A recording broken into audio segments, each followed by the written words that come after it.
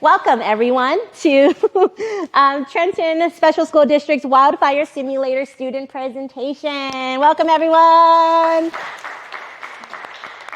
We are here live from Peabody High School in Trenton, Tennessee, and we are here to show you just how brilliant this batch of students really is. My name is Dolores Camaño, and I am the Senior Account Executive with Invent XYZ, former teacher and administrator here, so I'll be bringing that lens. I joined Invent XYZ because I really believe in the power of higher level learning. I believe that when students are given the opportunity to shine and stretch themselves and the right support, they will do just that. They will succeed at the highest levels. Okay. I am so excited to also introduce three of my colleagues who are here today. Annette, we can start with you. Hi, I'm Annette. I'm the COO of Invent XYZ, and I'm also the product design specialist. I have a master's and bachelor's in mechanical engineering from Carnegie Mellon University. I've worked on things like electric race cars, underwater robots, electric braille typewriters. And my favorite thing about working with the kids is that I think they're capable of so much more than I think they're capable of. And I love bringing that out in them. And this is Joseph. So I'm Joseph. I have always loved building things ever since I was a little kid and creating cool and unexpected things. I have a bachelor's degree in computer engineering, and I used to work at the Department of Defense designing rocket tracking systems, monitoring satellite insertion. I really love working with the kids because I love seeing the creative things that they can come up with that I never would have thought of. Great, and now joining us virtually is our CEO and founder, Nikhil Raghav. Nikhil, introduce yourself. Hi, I'm Nikhil. I'm the founder of Invent XYZ. I studied electrical engineering and business, and I started Invent XYZ because when I graduated high school, I felt like I had all of these awesome invention ideas, and I learned so much about how physics works and how computer science works and how to analyze poems and so on. But I never felt like, or I felt so like there's a piece missing that I didn't know how to build real things that were actually useful to people. Thank you, Nikhil. And I also want to introduce another very special guest today, Coach Ben DeChara, who, because of him, we were able to partner. He was such a strong advocate for the need for his students to get these higher level, cutting edge technological skills. Thank you so much, Mr. DeChara. Woo! Now to the students, the reason why we are all here today, every single one of you. We began this journey 6 weeks ago. And when we started and throughout the process, we were frequented with these faces. Not because you didn't love us, but because the work that we were requiring of you was rather difficult. Okay? You were learning skills that actual coders and engineers use in their daily lives every single day. So if it was hard, it was meant to be hard, because our job is to get you ready for the future of work. And sometimes those faces happen. And don't lie, even though I caught Allie in this moment, every single one of you had this face. So you're welcome. Thank you very much. Happy New Year. Love you, Allie. Okay. For those of you who are new to Invent XYZ, our sole purpose is to make and create learning experiences for you that are higher level, that are real world, and that expose you to the cutting edge technological skills to get you ready for the future of work. Every single one of you rose to the occasion. Every single one of you embraced the struggle. Every single one of you embraced the unknown. And because of that, we are here today. And I am happy to say that because you trusted us and you trusted the process, each and every single one of you is officially a coder. Woo! During that 6-week process, you had a chance to build a wildfire simulator. Hey, Ross. You had a chance to be mentored by a real-world engineer. Who better to learn from? You had a chance to learn how to draw sketches on your iPad and then translate that over to your presentation, right, Devin? Brooke, you had a chance to work with our platforms. Every single one of you had a chance to learn and do more and learn by doing. So kudos to you all for sticking with it. I'm very proud of you.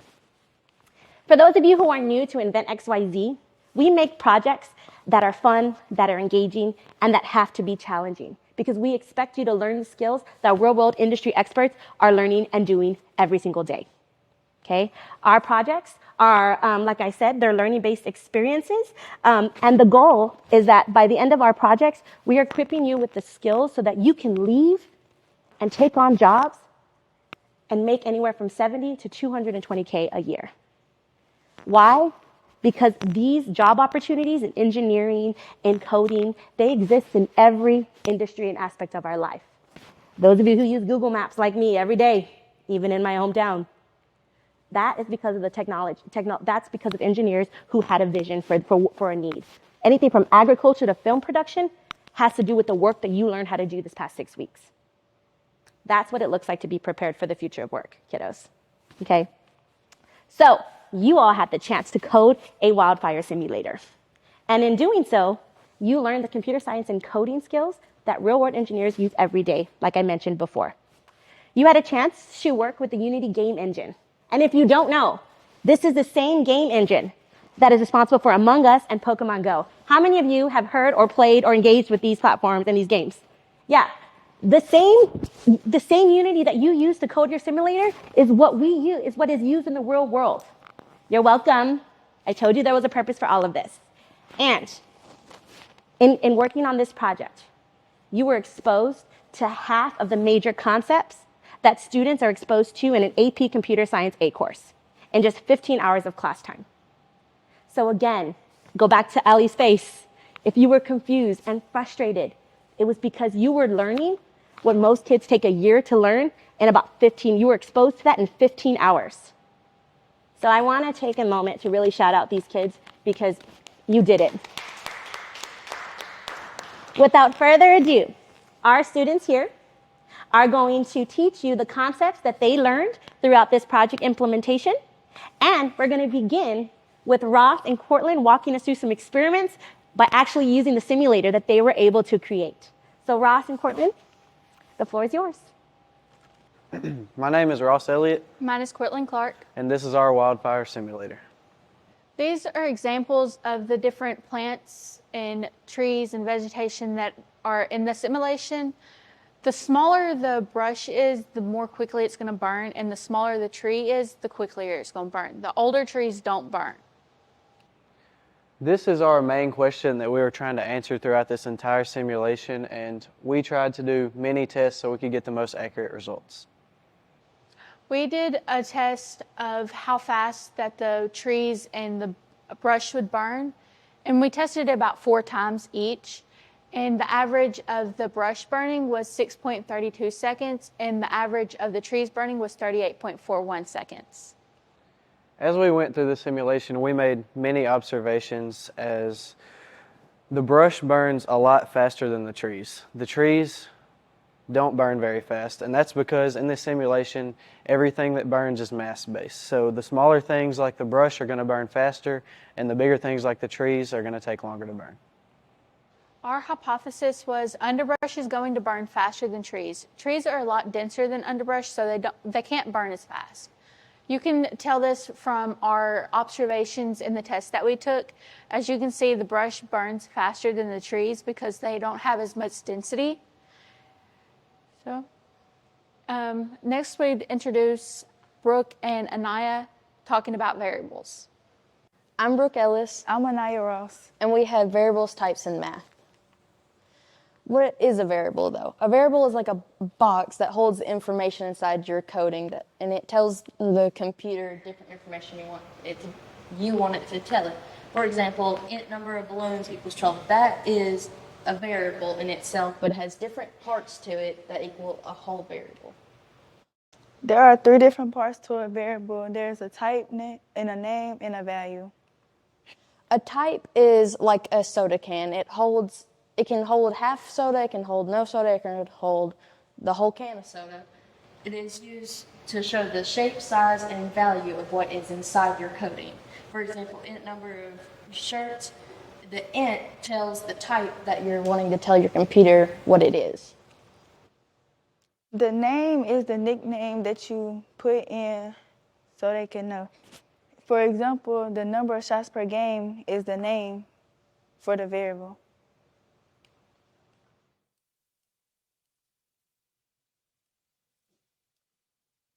And value is the stuff inside of your coding. For example, the pizza box for order 177 holds a collection of pizza slices. The collection of pizza slices can change, but you're telling the computer all of it. So you could have no pizza inside your box. You could have 5 pieces of pizza in your box. It just tells the value of what you're telling it. How is math done with variables? You basically substitute in the variables for the numbers. For example, the number of tools equals the number of screws plus the number of drills. And now we pass it on to Devin and Damon. I'm Devin, and this is Damon, and we're to talk about working with methods. So what is a method, and how can it be explained? A method is a part of a class, and in this class we have what is going to explain our code, and it's normally an action that is presented by the class. So what does a method do? A method is very similar to a recipe. You have certain inputs and certain outputs. For example, in animals in a forest, you have animals running and stopping, walking and jumping. So the animal stopping in the image is a method. How do methods help us organize our code? Well, a method is a preset code that stays inside the main code, so you don't have to repeat everything that is originally being typed in your simulation. So why do we use methods? We use methods because it removes repetition, makes it simpler for the programmer, and it makes everything quicker.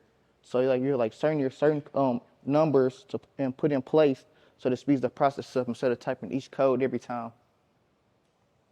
So how do we use these methods in our simulation? In our own simulation, we came across a method called create plant. This create plant method, inside of it had things like create trees and create underbrush, which had their own subparts to them. And this create plant method basically took away the tedious repetition of the other codes that were supposed to be put in. And then we're going to pass it over to Ali and Sebastian. Hi, my name's Sebastian Spurgeon. My name's Ali Kaufman. And we're sophomores. Okay, so today we're going to be talking about how classes, variables, and methods work together. A class is the overarching framework for your variables and methods. Your variables are your types, your size, your shape, while your methods are going to be your actions that you take. Here's an example of kind of what we were dealing with. And the class name kind of explains what's going to be taking place in your code, while the brackets are going to start and end your actual code here, which is where your variables and methods will be. And yes, very crazy, but coding has grammar, just like English. It has rules that we have to follow, including semicolons, colons, and brackets. And the curly brackets tell us where the code needs to start and where it needs to stop. And the semicolon acts as a period. It's used as the stopping point for our variables and methods. And here's an example of kind of what that would look like with the punctuations being at the end, kind of just telling it to stop. So a lot of us came across problems with debugging in our code. A lot of time in code, you'll get compiler errors due to your syntax being wrong, like if you're missing a semicolon, colon, or a bracket. This error occurred because we were missing a semicolon in our code and it threw the computer off of track. How do these things work together? The class holds the variables and methods. You need the variables to describe the object, and you need the methods to tell it what to do. An example of classes, variables, and methods could be the human body. Say you were programming a video game about sports. The class would be the body, and the variables could be running, jumping, kicking, stuff like that. Methods, no, the variables would be like how fast something could run, how tall it was, stuff like that. And the methods could be running, kicking, jumping, etc. Now we're going to pass it on to Celeste Griffin and Olivia Barlow. Hey, my name is Celeste Griffin. And my name is Olivia Barlow. Today we're going to be talking about arrays. One slide. So first, let's talk about what an array actually is. So an array is a method of storing multiple variables in one place. And in this example, we'll be using a dozen donuts as our array. And if I asked you to find the yellow donut in this array, you'd say that there's 3, right? So this is why we need coordinates to find the address of specific variables in a grid. So to access the specific yellow donut that we want, we would start at 0, 0 and move up 1. How are variables and arrays related? To start, a variable is a container that stores one piece of information. However, an array stores multiple values in one spot. To declare a variable, we have a type, a name, and a value. But how do we declare an array? It's very similar to a variable. For example, when creating a tile of dirt in our simulation, we prepare the computer by naming our array. Here, the name of our array is grid. Next, we indicate the size of our entire array. And here, in this case, we'll have 4 spots because we put 2 by 2 in our brackets. Last, we input specific coordinates and tell the computer to create our tile of dirt, as shown in the picture here. Now I'll pass it off to Sophia for loops. Hi everyone, my name is Sophia. I'm a sophomore at Peabody High School. For the past 6 weeks, we've been working with Event XYZ to build a wildfire simulation, and we use different sequences of code to help us build that simulation, and today I'll be covering loops. You may be wondering what loops are. We could better relate it to like a TikTok video. It's like when someone puts on a loop, it's never ending kind of, and it doesn't ever end until you kind of scroll up. And in the next slide, I'll be going into what loops are in code. So in loops, in code is like a very special and helpful tool to repeat like a certain part of code that we want. And it kind of shortens code so we don't have to write every line down and avoid carpal tunnel. And we cover 2 types, for each that's on the left side, and then a for loop that's on the right side. Just right now, it's kind of like an example of how different they are, and I'll be going into detail of it in the next 2 slides. Why do we use a for loop, and what a for loop is? I think it's important to note that a loop will not exist without an existing array. And in a for loop, we have less control over that loop. As you can see in this picture, we see these like 5 arrows pointing at these items in the array. We can make it start at each item. Say we start at dog, but then where it ends or how it goes, we do not know. But there is a pattern or a order that it goes through. We just don't know what that is, which could be a difference in the next part for a for loop. So for a for loop, it's different because it has a counter, which could be the I equals the 0. It's where it's like a starting point. And instead of flipping through items, like in a for each loop, it flips through the indices like the 0, 1, 2, 3, and 4, and etc. So it essentially just actually goes into each item, and so we can actually manipulate it the way we want it to go in a certain order, in a certain pattern that we know. And so we get more control over this loop. So when do we use each loop, and how do we use each loop? For each loop, we would use it when the address of that certain item in the array is not needed. And so just kind of like randomizing it. And then for a for loop, it's the address is actually needed to go through the loop, and we know which order and pattern it goes through. We can relate this to like a mailman delivering mail. Everybody gets the advertisements. Like every house gets the same advertisement, and it doesn't matter like what the address is. Mailman's going to give you that advertisement. On the other hand, bills. Bellman will want to make sure that you get your bill and the bill is right. Because I am sure you don't want to pay for someone who takes long showers if you take short showers. Like you would not want to pay for their showers. So I think it's important to know because the address is then very important for the for loop.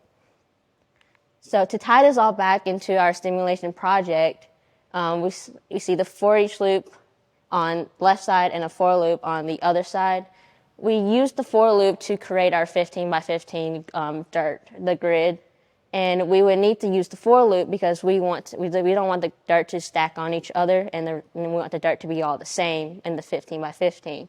But we use a for each loop to add the trees and the brush on top of the tiles, and we need it kind of randomized because a wildfire it's not really authentically showing a wildfire if every piece of dirt had the same trees and the same underbrush. So it kind of has to be a little bit different, and then we can accurately just show that a wildfire spreads and how it spreads and how to control it. And that's it. Thank you.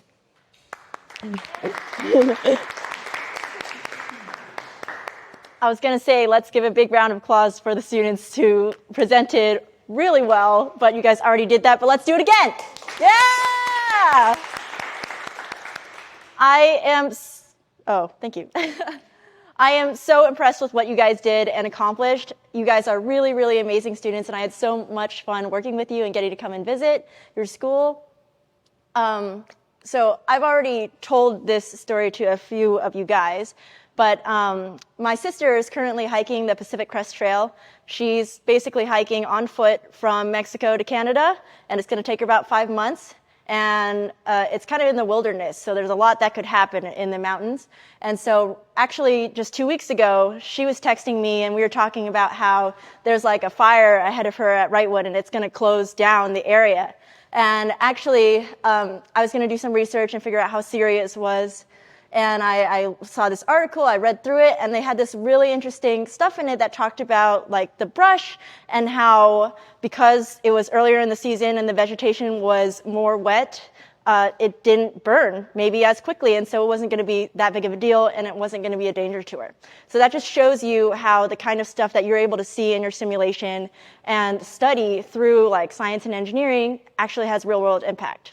And talking more about real-world impact, a month after we started creating this project, they actually released a 2-minute papers on YouTube of like a really awesome fire simulator.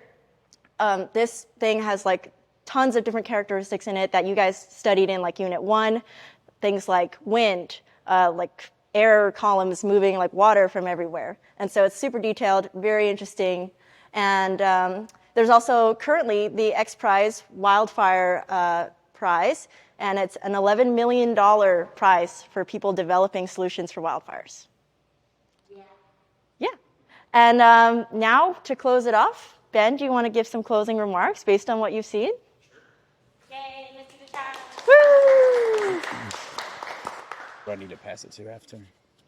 Okay. And Ben is truly one of the people that really made it happen. I guess you don't need the clicker because there's no slides. So first, this is my first time seeing the presentations that the students had done, and then the Invent XYZ team. So just applause from me to you all with how great everything has gone. This was tremendous. Very, very impressed. Something that you all just do a fantastic job of is you persevere. I remember walking into that room day one and just seeing the same faces that Dolores showed us. Where's Allie at? It is true. And just thinking, like, they don't know yet. You don't know yet just how great this is going to be for you, but you gave it a chance. You weren't scared to jump in and invent XYZ. You guys fulfilled every promise that you told us you were going to. So it means a ton to us. It means a ton to me as an educator, seeing people that are willing to invest their time, their energy into our kids. And our students, it means a ton to us, seeing you invest your energy into programs that we want to implement that we know are good. One thing we take pride in here, we're not scared to jump in to the fire, not literally this, but it's just great that you're willing to take that leap with us and invent XYZ. You guys were everything we could ask for. So thank you.